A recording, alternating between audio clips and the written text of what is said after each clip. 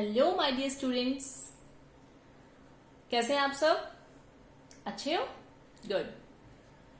And a big thank you to all my subscribers. Please share करते रहिए। Okay, let's start the lecture.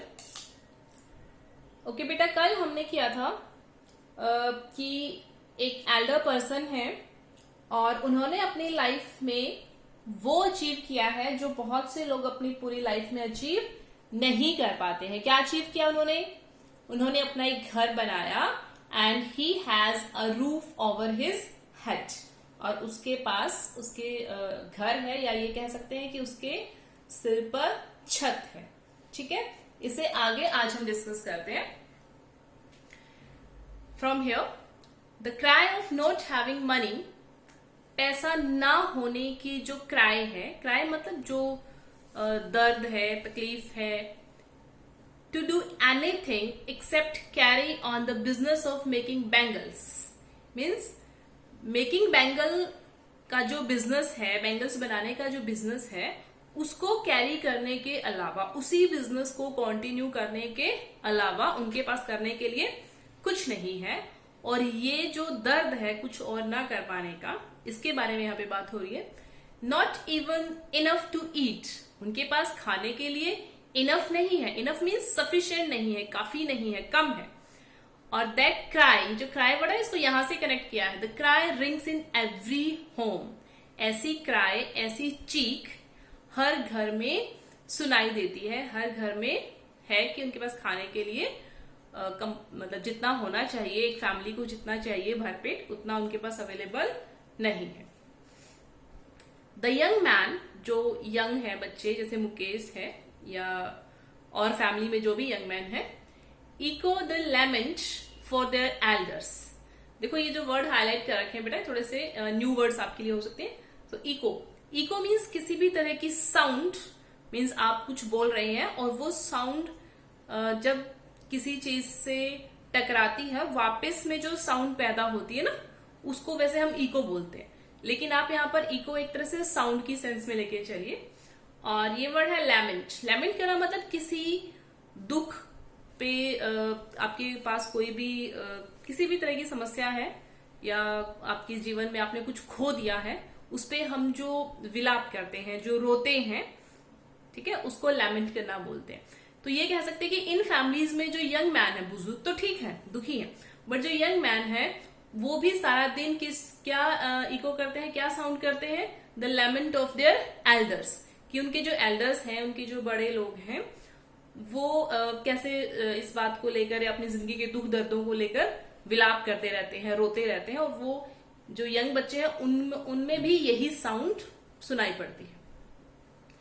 Little has move with time, बहुत कम लोग ऐसे हैं जो टाइम के साथ मूव कर गए हैं, आगे बढ़ गए हैं।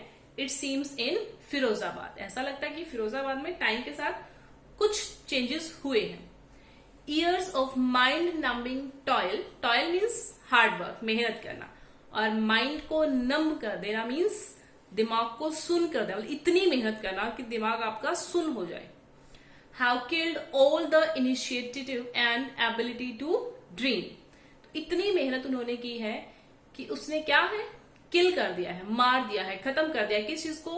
All initiative. इनिशिएटिव मीन्स जितने भी कुछ भी नया करने की किसी ने सोची है, कोई इनिशिएटिव लिया है, कुछ अलग कदम उठाया है, नया कदम उठाया है, तो उस एबिलिटी को ही, या फिर कोई बच्चा एबिलिटी टू ड्रीम, कोई बच्चा कुछ नया काम करने का सपना देखता है, तो वो जो ड्रीम लेने की एबिलिटी होती है, वो जो कोई नया सपना देखने की हिम्मत होती है, उसको भी जैसे कि किल कर दिया है, मार दिया है। Okay, why not organise yourself into a cooperative? I ask a group of young men who have fallen into the vicious circle of middleman.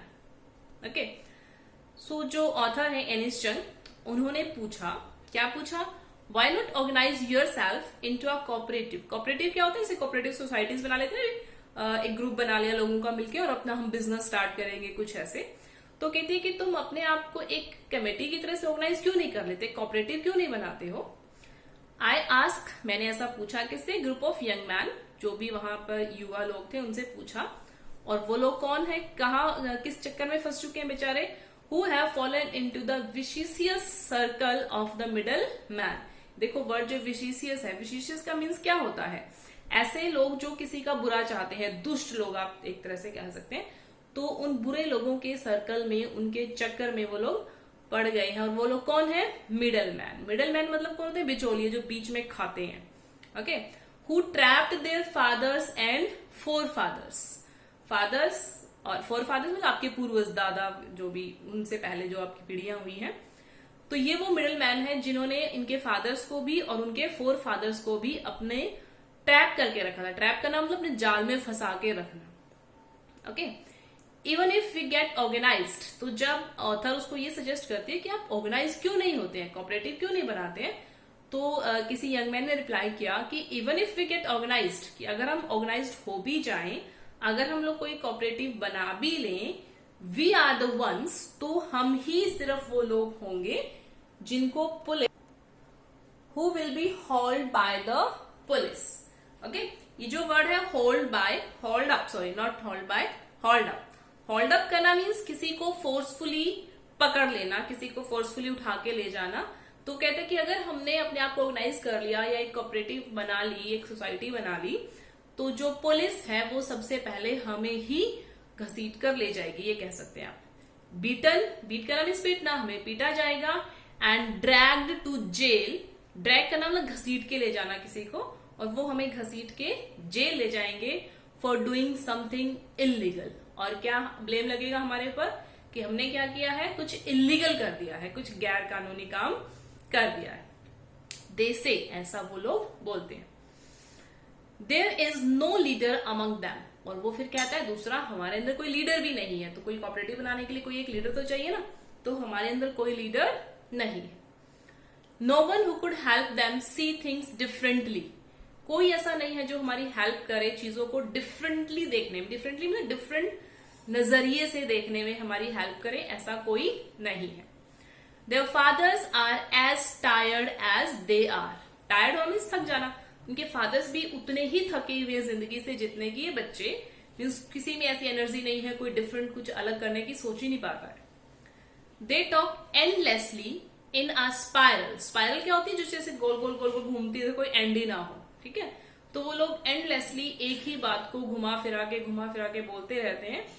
That moves, और उनकी बातें कहां से कहां चलती हैं, that moves from poverty, poverty means गरीबी, गरीबी से स्टार्ट होती है बातें, टू एपैथी। एपैथी क्या होता है बच्चे, एपैथी का मतलब होता है कि जब आप एक ऐसी, आपकी लाइफ एक ऐसी जगह पे आ जाती है जब आपका किसी भी चीज में कोई इंटरेस्ट नहीं होता है।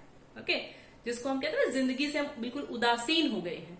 तो गरीबी, और गरीबी से फिर जिंदगी में क्या आ गया, कुछ भी ना करने का इंटरेस्ट। Okay, apathy. और उसके बाद देन ग्रीड, ग्रीड आप सबको पता है ना, ग्रीड मीन्स लालच। एंड टू इनजस्टिस, और इन सबके चलते चलते फाइनली कहां आ जाता है, इनजस्टिस। इनजस्टिस मीन्स अन्याय। ओके, तो गरीबी है, गरीबी की वजह से किसी चीज में उनका इंटरेस्ट नहीं रहा है, और फिर लालच भी है, खाना भी चाहिए, और उस लालच के चलते लोग उनके साथ क्या कर रहे हैं, इनजस्टिस कर रहे हैं, अन्याय कर रहे हैं। Got it. नेक्स्ट है लिसनिंग टू दैम, ऑथर कहती जब मैंने उनकी बातों को लिसन मतलब सुना, आई सी टू डिस्टिंक्ट वर्ल्ड, डिस्टिंक्ट मतलब डिफरेंट, अलग अलग, तो मैंने दो अलग अलग वर्ल्ड्स को देखा। ऐसा मुझे लगा कि शायद दो अलग अलग दुनिया है। दो अलग अलग दुनिया में क्या है, वन ऑफ द फैमिली, एक तो दुनिया है जिसमें एक ऐसी फैमिली है, caught in a web of poverty, web means जाल, पॉवर्टी मीन्स गरीबी, वो फैमिली जो पॉवर्टी के वेब में, गरीबी के जाल में फंसी हुई है, एक ऐसी दुनिया। ओके, तो एक ऐसी फैमिली है जो पॉवर्टी में फंसी हुई है, burden by the stigma of caste in which they are born. और वो फैमिली किस बर्डन को उठा रही है, burden by the stigma. Stigma क्या होता है, कलंक, एक धब्बा हम क्या कहते हैं, भी हम तो इस फैमिली में या इस कास्ट में पैदा हुए हैं तो हमें यही काम करना पड़ेगा। तो उन्हें लगता है कि जिस कास्ट में वो पैदा हुए हैं, बोर्न हुए हैं, वो जो स्टिग्मा, वो धब्बा उनके ऊपर लगा हुआ है बैंगल मेकर्स का, वही काम उनको करना पड़ेगा। तो एक ऐसी फैमिली है जो ये सब बर्दाश्त कर रही है लाइफ में। दूसरी तरफ दूसरी दुनिया कौन सी है, the other a vicious circle of the sahukars. ठीक है, साहूकार जो लोग हैं उन्होंने अपना एक सर्कल बना रखा है, बुरे लोगों का एक सर्कल आप कह सकते हो।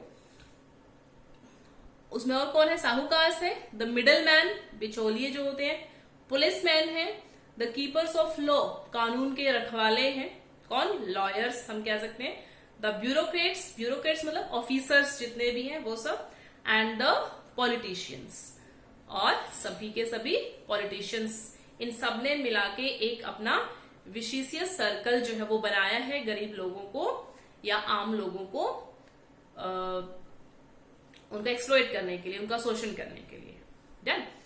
Okay, next. Together they have imposed, impose करते ना हम लोग कोई चीज आपके ऊपर थोप देना, द बैगेज, बैगेज मीन्स भार, on the child that he can not put down, इन सबने मिलके, साहूकार, middle man, police man, politicians, okay, bureaucrats, सबने मिलके एक बच्चे के ऊपर इतना भार इम्पोज कर दिया, इतना भार डाल दिया है that he can not put down, कि वो बच्चा अब उस भार को अपने ऊपर से उतार ही नहीं सकता।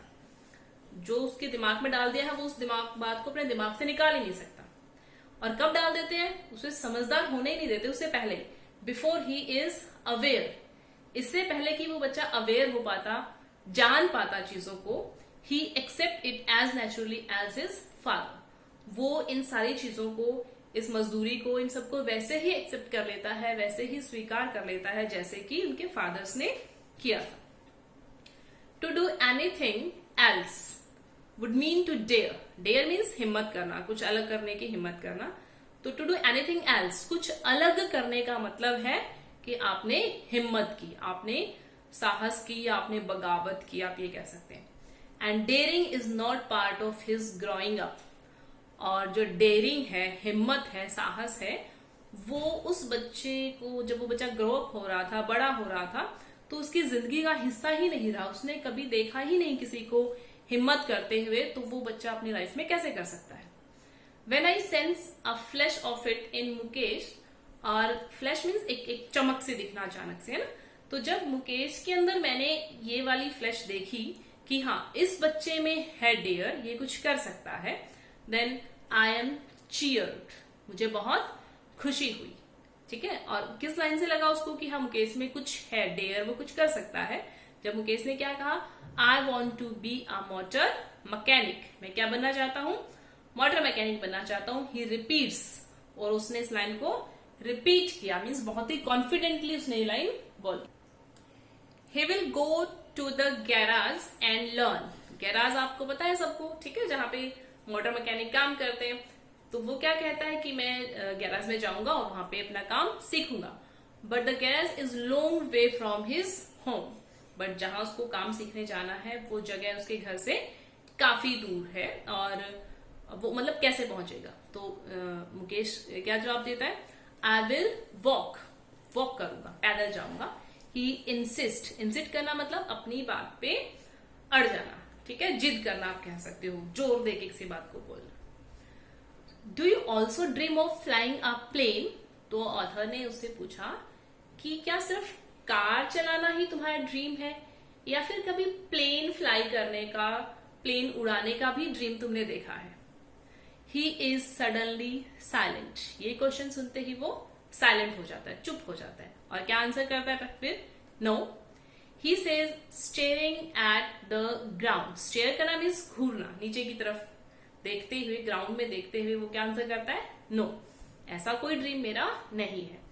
इन हिज स्मॉल मर्मर, मर्मर के नाम इस मन मन में कुछ बोलना, there is an embarrassment that has not here turn into regret, regret करना मीन्स पछताना किसी बात पे, ओके, और एम्बेरसमेंट होना मतलब लाइफ में निराश हो जाना, उदासीन हो जाना, कुछ करने में इंटरेस्ट ना होना। तो वो जो अपने मन मन में कुछ मरमर कर रहा था, कुछ बोल रहा था, उससे ये चीज साफ दिख रही थी कि अभी तक इसके अंदर सिर्फ एम्बेरसमेंट है, सिर्फ निराशा है, जो अभी तक रिग्रेट में नहीं बदली है। निराशा है, वो पछतावा नहीं है, मीन्स अभी भी टाइम है, वो लाइफ में कुछ कर सकता है। He is content to dream of cars, content होना मतलब संतुष्ट होना, वो संतुष्ट है किस चीज को लेकर, कार्स के ड्रीम को लेकर ही संतुष्ट है। That he sees hurtling down the streets of his town, okay, hurtling down मतलब नीचे की तरफ जाना। तो वो गाड़ियां जिनको वो अपने शहर के, अपने टाउन की गलियों में, स्ट्रीट्स में चलते हुए या नीचे की तरफ जाते हुए देखता है, सिर्फ उतना ही उसका ड्रीम है। और एरोप्लेन्स का ड्रीम क्यों नहीं है? Because few airplanes fly over Firozabad, क्योंकि फिरोजाबाद के ऊपर से बहुत कम एरोप्लेन उड़ते हैं। तो जब वैसा कुछ देखा नहीं है तो वैसा कोई सपना भी नहीं हो सकता। Okay, so dear student, this is the end of our chapter and we will discuss its textual questions tomorrow. Till then, bye bye. Thank you.